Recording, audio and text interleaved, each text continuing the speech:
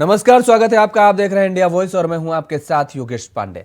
Allahabad university में fees वृद्धि और छात्र संघ की बहाली को लेकर सोमवार को जमकर विवाद हुआ। इस दौरान गुस्साए छात्रों ने जमकर तोड़फोड़ और आगजनी की घटना को अंजाम भी दिया, जिसके परिणाम स्वरूप उनके और गार्डों के बीच हिंसा हुई। इस घटना के मद्देनजर आज 20 दिसंबर को विश्वविद्यालय बंद रहेगा। वहीं अब पुलिस ने मामले में 3 सिक्योरिटी गार्डों और 40 से 50 अज्ञात लोगों के खिलाफ मामला दर्ज कर लिया है। बावजूद इसके छात्रों में आक्रोश देखने को मिल रहा है।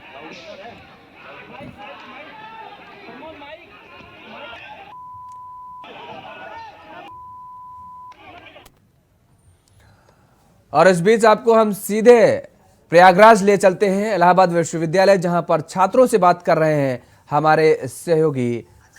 फिलहाल हम आपको बता दें कि इस वक्त मार्च शुरू हो गया छात्रों का, बड़ी संख्या में जो छात्र संघ भवन में। लेकिन इससे पहले हम आपसे बात कराते हैं ऋचा सिंह, जो यहाँ की महिला अध्यक्ष नहीं है। उन्होंने एक कीर्तिमान बनाया है, उनकी संघर्ष एक पहचान है और इससे वो भी व्यथित है जिस तरह से छात्र नेता को पीटा गया है। वो इस वक्त हमारे साथ हैं, हम उनसे बात करने की कोशिश। ऋचा जी, जिस तरह से यूनिवर्सिटी में कल हुआ है, किस तरह से देखती है इसको आप? कल इलाहाबाद विश्वविद्यालय के भीतर जिस तरीके से विश्वविद्यालय प्रशासन के माध्यम से निजी गार्डों के द्वारा छात्रों को बुरी तरीके से पीटा गया, उनके सर फट गए, उनका हाथ फट गया, हवाई फायरिंग की गई, छात्रों को छर्रे लग गए। इस तरीके से इलाहाबाद विश्वविद्यालय के 135 साल के इतिहास में ये पहली घटना है जब निजी गार्ड छात्रों के ऊपर हमला करते और जानलेवा हमला करते। आप खुद यहाँ की महिला अध्यक्ष चुनी गई थी, कह सकते हैं राजनीति में एक आपने स्थान बनाया, विधानसभा का चुनाव लड़ी। लेकिन जिस तरह से विश्वविद्यालय के हालात दिखते हैं या कैंपस में पढ़ाई की वजह से बजाय इस तरह की चीजें हो रही है। देखिए, हम एमएचआरडी मिनिस्टर से आपके माध्यम से अपील करना चाहते हैं, डॉक्टर धर्मेंद्र प्रधान सर से, कि अब वक्त आ गया है कि एमएचआरडी मिनिस्ट्री इलाहाबाद केंद्रीय विश्वविद्यालय के मुद्दों पर स्वयं संज्ञान ले। इलाहाबाद विश्वविद्यालय के कुलपति की जबकि नियुक्ति चैलेंज्ड है। विश्वविद्यालय के भीतर 800 दिनों से छात्र संघ बहाली का धरना चल रहा है, 100 दिनों से 400% फीस वृद्धि का आंदोलन चल रहा है और कल उसी क्रम में निजी गार्डों के द्वारा छात्रों को पीटा गया, उनके ऊपर हवाई फायरिंग की गई। अब समय आ गया है कि छात्रों के साथ बैठकर बातचीत करनी होगी, विश्वविद्यालय प्रशासन को संवाद का रास्ता निकालना होगा। हम एमएचआरडी मिनिस्टर से भी अपील करना चाहते हैं कि सर, अब आपको आगे आना होगा ताकि इलाहाबाद विश्वविद्यालय, जो कि पूरब का ऑक्सफोर्ड कहा जाता है, जहां के छात्र पूरी दुनिया भर में फैले हुए हैं, उच्च पदों पर हैं, जिसे न जाने कितने राजनीतिक और आईएएस की फैक्ट्री कहा जाता है, वहां पे पठन पाठन का माहौल बन सके। आप इस बात का भरोसा करेंगे कि इलाहाबाद विश्वविद्यालय में दिसंबर में बीए के एडमिशन चल रहे हैं। आखिर आप सोचिए कि आप सत्र कब पूरा करेंगे? तो छात्रों के ऊपर अपनी गलतियों का ठीकरा फोड़ देना बहुत आसान है। अच्छा, क्या लगता है क्यों प्रशासनिक तौर पर विश्वविद्यालय प्रशासन और छात्रों के बीच इतनी दूरी क्यों है?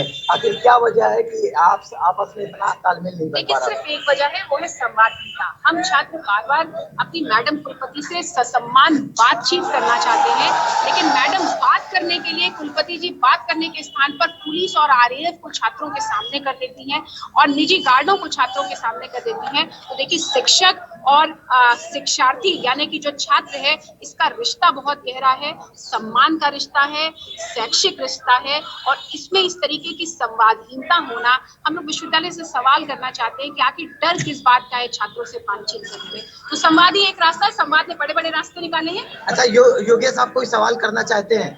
बिल्कुल, देखिए, जिस तरह से शोएब लगातार इस तरीके की झड़प चल रही है, ऐसे में अब जिस तरीके से छात्रों को तो बड़ा नुकसान हो ही रहा है, छात्रों की मांग को लेकर के अगर प्रशासन अपने कदम पीछे नहीं खींचता है तो अगला कदम क्या होगा इन लोगों का? बिल्कुल, हमारे एंकर ये जानना चाहते हैं कि आप छात्रों का क्या आगे कदम होगा जिस तरह से मामला? देखिए, हम छात्र केवल इतना चाहते हैं कि विश्वविद्यालय में पठन पाठन का माहौल स्थापित हो। जिन गार्डों के द्वारा कल पुलिस के मौजूद होते हुए छात्रों के ऊपर गुंडागर्दी के तहत हमला किया गया, आखिर विश्वविद्यालय प्रशासन, जब जिला प्रशासन यहाँ मौजूद था, पुलिस यहाँ ऑलरेडी मौजूद थी, तो अगर छात्रों की तरफ से कोई बात हुई थी तो जिला प्रशासन को इसकी सूचना दी जानी चाहिए थी। इस बात का प्रमाण है कि छात्रों की तरफ से कोई कदम नहीं शोएब, लेकिन एक चीज और ये जानिए, क्योंकि जिस तरीके से ये तोड़फोड़ की गई है, आगजनी की जा रही है, ये कितना जायज है?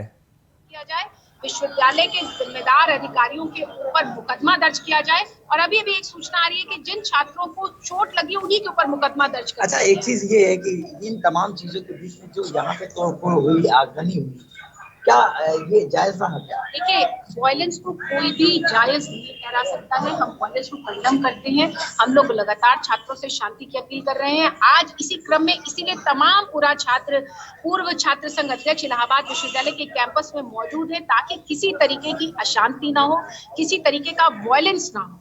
लेकिन कल वायलेंस को भड़काने का काम इलाहाबाद विश्वविद्यालय के प्रशासन द्वारा किया गया, निजी गार्डों के द्वारा किया गया। और मैं आपको ये भी बताना चाहती हूँ कि जो अराजकता हुई, इसमें भी विश्वविद्यालय के द्वारा हायर्ड अराजक तत्व थे, जिन्होंने जगह जगह अराजकता की। छात्र अपना शांतिपूर्ण यहाँ 800 दिन से आंदोलन कर रहे हैं, एक भी दिन अराजकता नहीं हुई। लेकिन कल ऐसा क्या हुआ कि विश्वविद्यालय के निजी गार्ड और विश्वविद्यालय के हायर किए हुए जो हुलिगन्स थे, उन्होंने विश्वविद्यालय को अराजकता की जद में ढकेल दिया। कैसे हालात सुधरे? क्या आपकी तरफ से, चूंकि पूरा छात्र भी आप छात्र संघ अध्यक्ष रह चुकी हैं, किस तरह से हालात सुधरे? कैसे, इसके लिए क्या रास्ते? देखिए, इसके लिए सिर्फ एक रास्ता और बहुत सामान्य रास्ता ये है कि मैडम वाइस चांसलर आए, छात्रों से आमने सामने बातचीत करें और देखिए कैसे रास्ता निकल जाता है।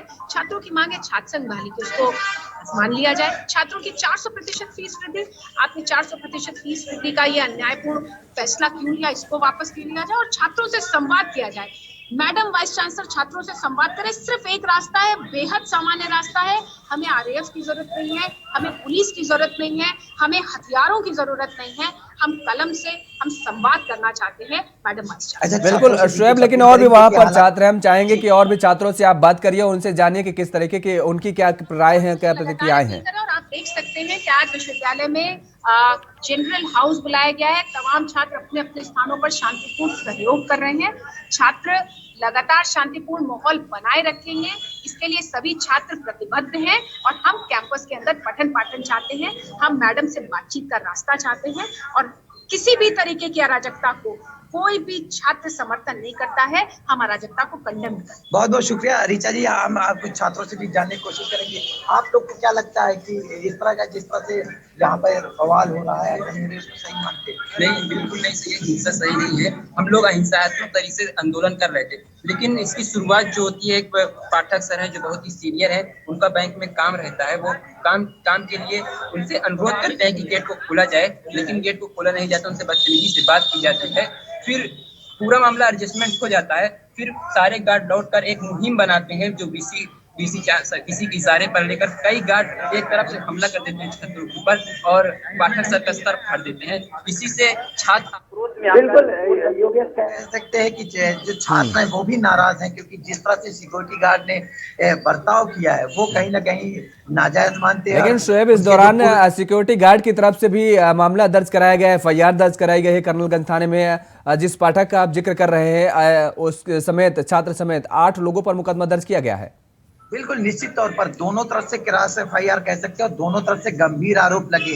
हालांकि जो विवेकानंद पाठक हैं, जो यहाँ के पूर्व छात्र नेता हैं, राजनीति में वो सक्रिय हैं, ऐसे में उनके साथ जिस तरह का बर्ताव हुआ, उन्हें जिस तरह से लहूलुहान किया गया, पूरा खून से वो तरबतर हो गए थे, वो निश्चित तौर पर दिख रहा था। और यही वजह है कि छात्र बहुत आक्रोशित हो गए, क्योंकि अपने नेता को, अपने बीच के एक छात्र नेता के साथ इस तरह का बर्ताव, हालांकि जो गार्ड्स हैं उनकी तरफ से ये आरोप लगाया जा रहा है कि उनके साथ बदतमीजी की गई है, उनसे मारपीट की गई, यानी आरोप दोनों तरफ से लगे हैं। लेकिन चूंकि छात्र नेता हैं वो सीधे तौर पर चोटिल दिख रहे थे, इसलिए सिंपैथी कहीं ना कहीं उनके साथ जरूर जुड़ी है। हालांकि आरोप ये भी लगा है कि फायरिंग की गई है। दोनों ने अपनी एफआईआर या एप्लीकेशन में ये बात का जिक्र किया है कि फायरिंग की गई है, मारा पीटा गया है। लेकिन अब प्रशासन के लिए एक बड़ी चुनौती होगी एफआईआर में वो किस तरह से गिरफ्तारी करती है, क्योंकि जिस तरह से अभी भी पूर्व छात्र नेता, वर्तमान छात्र नेता, बड़ी संख्या में छात्र यहाँ पे इकट्ठा है। छात्र संघ भवन काफी ऐतिहासिक है और कह सकते हैं कि इस पूरे इलाके में पूरब का एक्सपोर्ट कहे जाने वाले विश्वविद्यालय के आंदोलन ने कई बड़े फैसले बदलवाए हैं। अब जो छात्रों की मांग है कि जिस तरह से उन पर मारपीट की गई है, उनके खिलाफ सख्त कार्रवाई की जाए, उस एजेंसी को हटाया जाए जो यहाँ पे सुरक्षा का काम देखती है। ऐसे में अब प्रशासन क्या कुछ करता है, इसका इंतजार जरूर करना है। ये कहा जा सकता है कि आने वाले दिनों में भी, दरअसल अभी जिस तरीके से ये पूरा बवाल जारी है इलाहाबाद विश्वविद्यालय में, ये अभी थमने का नाम नहीं ले रहा है। बिल्कुल योगेश, पिछले काफी लंबे समय से फीस वृद्धि और जो छात्र संघ आंदोलन है उसको लेकर के छात्र लगातार आंदोलित इसलिए भी हो रहा है कि पूरब का एक्सपोर्ट कहे जाने वाले पिछले दिनों से चुनाव प्रतिबंधित हो चुका है। यहाँ छात्र राजनीति बिल्कुल बंद कर दी गई, इससे भी छात्र काफी आक्रोशित है। उसके अलावा उनकी जो जनहित मांगे हैं, जो जन सरोकार से उनकी मांगे जुड़ी हुई हैं, फीस वृद्धि को लेकर के, हॉस्टल को लेकर के, लाइब्रेरी को लेकर के, क्लासेस चलने को लेकर के, उसको लेकर के भी नाराज हैं कि उनकी मांग काफी लंबे समय से नहीं मांगी है। अब हम दिखाना भी चाहेंगे कि देखिए बड़ी संख्या में पुलिस बल यहाँ पे मौजूद है अपने कैमरे सहयोगी से, और लगातार कोशिश की जा रही है कि उनको समझाया बुझाया जाए, छात्रों को मनाने की कोशिश कर ले। और ये हमारे ठीक सामने आप देख रहे होंगे जो स्क्रीन पर दिख रहा है, यही वो जगह है जहाँ पर बैठक का दौर चल रहा है, सुबह से बैठक का दौर चल रहा है। हालांकि कोशिश दोनों तरफ से हो रही है कि मामले को किसी तरह से हल किया जाए, क्योंकि आंदोलन अगर आगे बढ़ा तो कहीं ना कहीं जो शिक्षा है उस पर असर पड़ेगा, पढ़ाई जो चल रही है उस पर असर पड़ेगा। तो इसलिए ये एक मुश्किल टास्क है दोनों के लिए, इस तरह के हालात में कैसे इसको नियंत्रित किया जाता है। शोएब, विश्वविद्यालय परिसर की तरफ से, विश्वविद्यालय प्रशासन की तरफ से इन छात्रों से बात करने के लिए कौन आगे आ रहा है, यदि आ रहा है, कि या फिर सब अपने अपने केबिन में बैठे हुए नजर आ रहे हैं? अभी फिलहाल जो छात्र हैं वो इसी बात से नाराज है कि विश्वविद्यालय प्रशासन इस तरह के मामलों में बहुत कह सकते हैं कि बातचीत में पहल नहीं करता। ये एक बड़ी वजह अब तक के तमाम आंदोलनों में रही है। आज भी इस तरह की चीजें, अभी तक कोई इस तरह की बहुत पहल नहीं। हाँ, प्रशासनिक तौर पर लगातार पहल हो रही, क्योंकि ये मामला अब कानूनी रूप से FIR के रूप में परिवर्तित हो चुका है। दोनों तरफ से कर्नलगंज थाने में FIR के लिए दिया गया, FIR दर्ज भी हो गई। तो प्रशासन कोशिश कर रहा है कि शांति व्यवस्था बनी रहे, ये आंदोलन किसी न किसी तरीके से यहाँ मैनेज हो, ताकि किसी तरह की तोड़फोड़ या इस तरह की घटनाएं न हो। और खास तौर से अब पढ़ाई का जो सत्र है, हालांकि विंटर वेकेशन होने वाला है, आज अवकाश घोषित कर दिया था, लेकिन अभी विश्वविद्यालय की तरफ से कोई बहुत इस तरह की पहल नहीं हुई है। अब इसका इंतजार जरूर होगा कि आज जो छात्रों की बैठक हो रही है उसमें क्या निर्णय निकलता है और विश्वविद्यालय प्रशासन इस पर क्या एक्शन लेता है या क्या अमल करता है। बहुत बहुत शुक्रिया तमाम सारी जानकारी देने के लिए। शोएब रिजवी हमारे सहयोगी हमारे साथ जुड़े थे, जिन्होंने इलाहाबाद विश्वविद्यालय प्रशासन को लेकर के जिस तरीके से उन्होंने जानकारी दी है कि दरअसल अभी भी कोई कदम नहीं उठाया जा रहा छात्रों से बात करने के लिए, और ऐसे में छात्रों का यह आक्रोश लगातार अभी देखने को मिल रहा है। सुकेश चंद्रशेखर से जुड़े 200 करोड़ रुपए के मनी लॉन्ड्रिंग मामले में पेशी के लिए अभिनेत्री जैकलीन फर्नांडीज मंगलवार को दिल्ली के पटियाला हाउस कोर्ट पहुंची। बता दें कि जैकलीन पर आरोप है कि उन्होंने ठग सुकेश की कार और घर समेत अन्य महंगे गिफ्ट लिए हैं। ईडी और दिल्ली पुलिस इस मामले की जांच कर रही है। पटियाला हाईकोर्ट में जैकलीन के साथ उनके वकील प्रशांत पाटिल और शक्ति पांडे भी मौजूद रहे। इसके साथ ही सुकेश चंद्रशेखर भी कोर्ट में मौजूद हैं।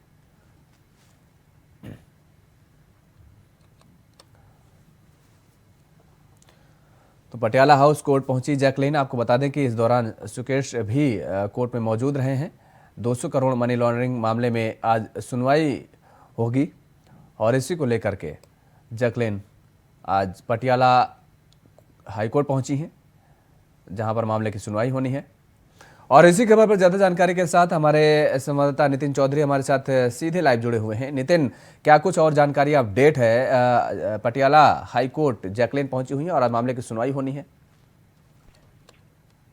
देखिए योगेश, बिल्कुल 200 करोड़ मामले में जो है चंद्रशेखर जो है उसमें जो है केसी के लिए पहुंचे थे। खुद वहां पे जो है जैकलीन भी उनके साथ में मौजूद है। जिस तरीके से आपने सामने हाउस कोर्ट के अंदर जो दोनों आमने सामने आए थे, जिस तरीके से 200 करोड़ में जो है कि मामले में जो जुड़े हुए चंद्रशेखर और उसके साथ जो है जैकलीन भी दोनों आमने सामने नजर आए। जिस तरीके से उन्होंने आरोप लगाया था कि आम आदमी पार्टी को 60 करोड़ रुपए उन्होंने दिए टिकट को देखते हुए। फिर उन्होंने जो है डीजी पे भी आरोप लगाया कि 5 करोड़ रुपए जो है डीजी को भी दिए थे। जो तिहाड़ जेल के जो डीजी है उन पर भी आरोप लगाते हुए कहा था। और कहा था जैकलीन भी उस समय मेरे सामने खड़ी हुई थी जब मैंने आम आदमी पार्टी को 60 करोड़ रुपए जो दिए थे आज टिकट को देखते हुए। यहाँ पर जो मनी लॉन्ड्रिंग वाले मामले में अब तक चंद्रशेखर जो जेल के अंदर और जो तमाम वहां पर जो है आरोप पे आरोप लगते आ रहे हैं। आम आदमी पार्टी पे तमाम आरोप लगाए जा रहे हैं, क्योंकि जैकलीन को भी उसने इजाजत मांगी थी कि जिस तरीके से जैकलीन सामने खड़ी हुई थी तो 200 करोड़ रुपए मामले में, तो उसी को देखते हुए उन्होंने कहा कि आम आदमी पार्टी को 60 करोड़ रुपए उन्होंने अपने आंखों के सामने दिए। जैकलीन वहां सामने खड़ी हुई थी, लेकिन उसमें जो वकील है उनका आरोप यही लगाया कि जिस तरीके से 200 करोड़ मामले में आरोप लगाए चंद्रशेखर पे, तो ये कहीं ना कहीं जिस तरीके से आम आदमी पार्टी दोबारा बचती हुई नजर आ रही है। क्योंकि आम आदमी पार्टी पे पहले भी आरोप लगाए गए थे कि आप टिकट बंटवारे को देखते हुए कि 60 करोड़ रुपए जो आम आदमी पार्टी को चंद्रशेखर ने दिए थे। और साथ ही उसके बाद जैकलीन सामने खड़ी हुई थी, कहा मेरे सामने आंखों के सामने वो बिल्कुल सामने खड़ी हुई थी। और साथ ही 5 करोड़ रुपए उन्होंने जो डीजी है तिहाड़ जेल के उनको भी आरोप लगाया कि 5 करोड़ रुपए उन्हें दिए थे। बिल्कुल नितिन, आज सुनवाई की बात हो रही थी, सुनवाई को लेकर के क्या कुछ अपडेट है आपके पास?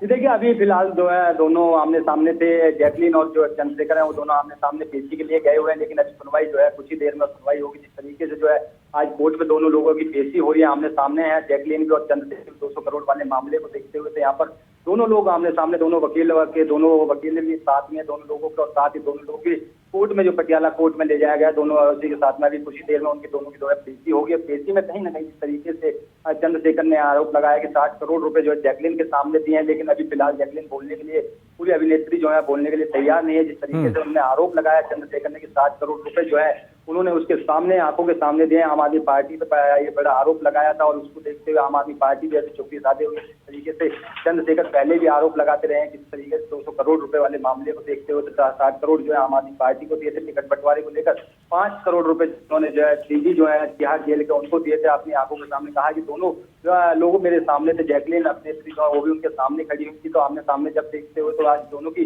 पेशी जो है कोर्ट में एक आमने सामने नजर आए थे और साथ ही अभी कुछ देर में दोनों लोगों की पेशी होगी। बिल्कुल नितिन, अगर सुकेश या जैकलीन का हम जिक्र करें तो जब हाईकोर्ट पहुंचे तो क्या इस दौरान मीडिया से उन्होंने कुछ बातचीत की क्या?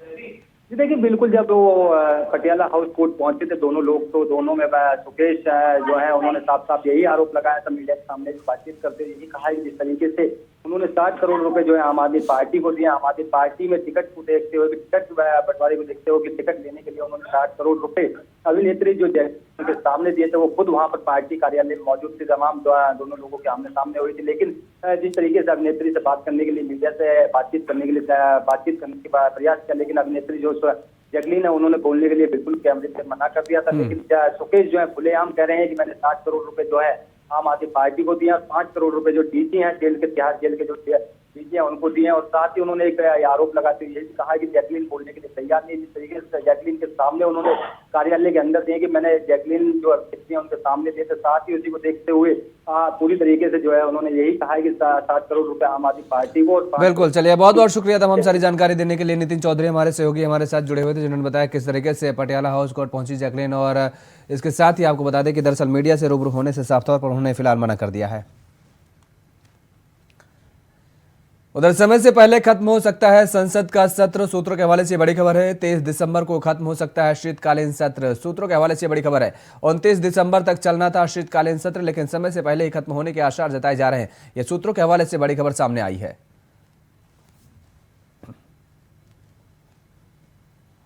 तो 23 दिसंबर को खत्म होना सकता है शीतकालीन सत्र, ये बड़ी खबर आ रही है। आपको बता दें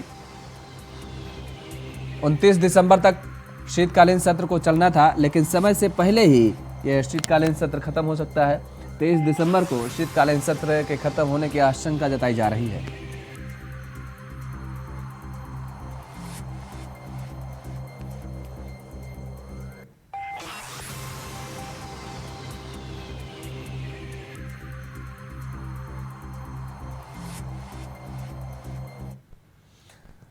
उधर बिहार के डिप्टी सीएम तेजस्वी यादव ने शराब से हुई मौत के मामले में बीजेपी पर पलटवार करते हुए दावा किया है कि बीजेपी शासित राज्यों में जहरीली शराब से मौतें होती हैं, लेकिन वहां उनकी सरकारों का स्टैंड अलग होता है।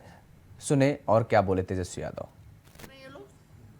कितने लोग मरे हैं बीजेपी शासित राज्यों में, वहां क्या कर रहे हैं ये लोग, क्या कार्रवाई कर रहे हैं? तो उसके लिए तो कोई जवाब है नहीं। नित्यानंद राय जी ने पार्लियामेंट में क्या जवाब दिया था, तो आखिर तो स्पष्ट है कि बीजेपी शासित राज्यों में ज्यादा मौतें हुई हैं, तो वहां तो लोग खामोश हैं। तो ये क्या मतलब है? और ये लोग आज जगह हैं क्या? 4 महीना पहले कहाँ थे भाई? आप पूछे हैं? आप, हमको तो खुश होता कि आप जरा पूछते भाजपाइयों से कि 4 महीने पहले कहाँ थे, कहाँ बैठे, कितना साल तक गद्दी पे बैठे, और इस शपथ ये लोग लिया था कि नहीं लिया था? अरे भाई, अगर शराबबंदी खत्म करना है तो खुल के बोलो ना, खुल के कहिए कि हम शराबबंदी जो कानून है उसको हटाया जाए, खुल के बोले। तो खुल के बोलना तो चाहिए, तो भाग क्यों नहीं है? बोलते हैं कि नशा मुक्ति होनी भी चाहिए, शराबबंदी अच्छी चीज है, लेकिन फिर उल्टा ड्रामा करते। जो भी है एक तरफा होने ना, तो भाजपा का तो एक चरित्र रहा है, कथनी और करनी का। उधर राजधानी पटना में चल रहा था हेलीकॉप्टर शॉट मारने वाले भारतीय क्रिकेट टीम के हिस्सा रह चुके हैं भारतीय क्रिकेट टीम के कप्तान महेंद्र सिंह धोनी के नाम पर साइबर क्राइम का धंधा। और इसी कड़ी में पटना के पत्रकार नगर थाना क्षेत्र के HDFC बैंक से सटे 14 नंबर रोड पर की ओर जाने वाली गली में पुलिस को देखकर संदिग्ध हालत में भागते हुए गौतम कुमार और भरत कुमार को गिरफ्तार किया गया है। गिरफ्तार दोनों साइबर ठगों के पास से ठगी के दौरान उपयोग किए जाने वाले कई उपकरणों के साथ साथ कई दस्तावेज को भी बरामद करने की सफलता मिली है।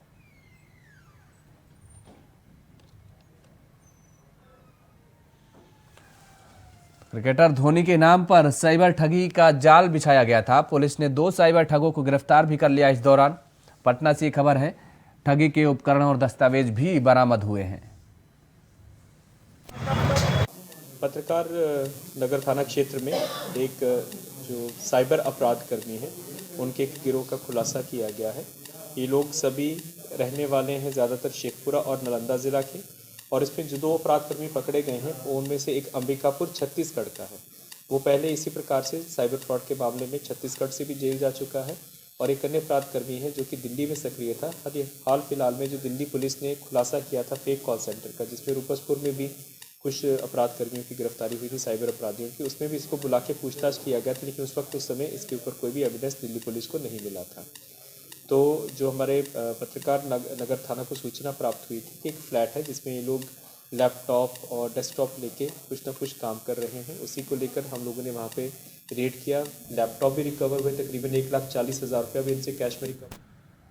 बुलंदशहर से बड़ी खबर है, जहां थाना अरनिया क्षेत्र के गांव दशहरा के पास हादसा हुआ। NH 91 पर कोहरे के चलते दर्जन भर वाहन टकराए हैं। टकराने से 1 दर्जन से अधिक यात्री घायल हुए हैं। NH 91 पर पुलिस के आला अधिकारी मदद के लिए पहुंचे। घायलों को इलाज के लिए अस्पताल में भर्ती कराया जा रहा है।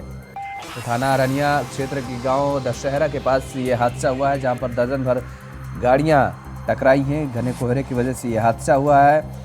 NH 91 का ये हादसा बताया जा रहा है। घायलों को अस्पताल में समुचित इलाज के लिए भर्ती कराया गया है।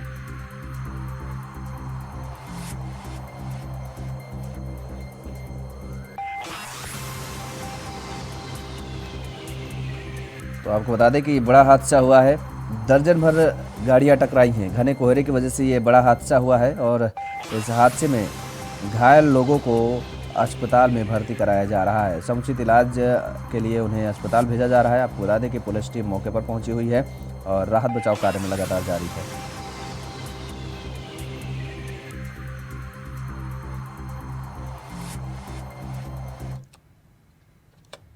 उधर देश की राजधानी नई दिल्ली से श्रीनगर वाली फ्लाइट में पायलट ने हिंदी कविता बोलकर यात्रियों का स्वागत किया और जरूर अनाउंसमेंट की है। विमान में सवार किसी यात्री ने इस पूरे वाकये का वीडियो अपने मोबाइल में रिकॉर्ड कर लिया है, जो अब सोशल मीडिया पर वायरल हो रहा है। सोशल मीडिया यूजर्स का दावा है कि यह फ्लाइट नई दिल्ली के इंदिरा गांधी इंटरनेशनल स्टेडियम से जम्मू कश्मीर की राजधानी श्रीनगर के लिए रवाना हो रही थी। इसी बीच हवा में यात्रा करने को तैयार यात्रियों का पायलट ने अनाउंसमेंट में ध्यान खींचा। और सर्दी बहुत होगी बाहर, 0 से 45 का, तो अब से 1.5 घंटे में होगा गंतव्य पे प्रस्थान। तो जरा देखें फ्लो को आराम और ना करें धूम्रपान, वरना दंडनीय हो सकता है अंजाम।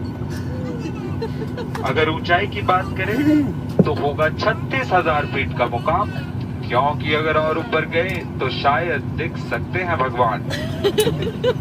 आज 800 किलोमीटर प्रति घंटे की गति से उड़ेगा ये विमान, और सर्दी बहुत होगी बाहर, 0 से 45 डिग्री कम होगा तापमान। अगर मौसम खराब हो तो बांध कुर्सी की पेटी करे विश्राम, और कोई भी आवश्यकता हो तो बेझिझक करें विमान कर्मियों को परेशान।